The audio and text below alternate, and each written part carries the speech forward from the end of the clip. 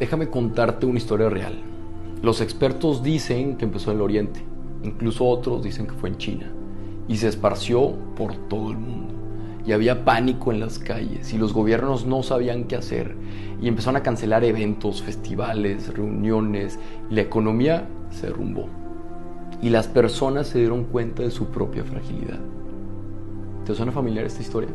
Te acabo de narrar un poquito de lo que fue la peste antonina, una pandemia que atacó el Imperio Romano en el año 165 después de Cristo. Y esta pandemia lo que hizo fue que asesinó entre 10 y 18 millones de personas. Si nos damos cuenta, ya hemos vivido esto. Y a mí lo que se me hace bien interesante es que, ¿qué fue lo que hizo el emperador Marco Aurelio en ese tiempo? En lo personal hubo 3 cosas que a mí me inspiraron muchísimo.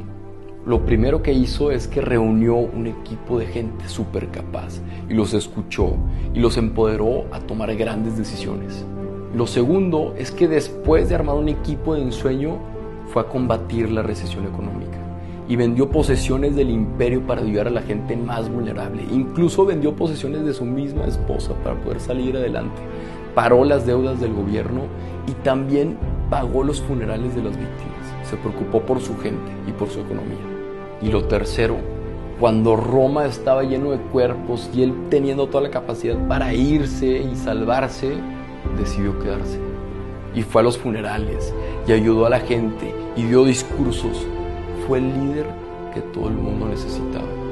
Porque cuando la sociedad se está cayendo a pedazos, es cuando los líderes salen a reconstruirlas con sus propias manos. Sí, quizá el coronavirus nos está llenando de incertidumbre, de miedo, de aislamiento, pero tenemos que hacer lo mismo que aprendieron los romanos.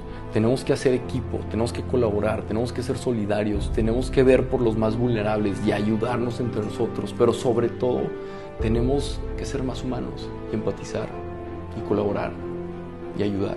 Entonces, ¿qué podemos hacer?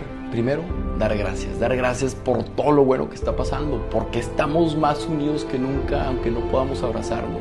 Dar gracias por todos los cánticos en los balcones y todas las iniciativas que están saliendo a partir de esta crisis. Y dar gracias porque nos estamos preocupando por nuestros mayores.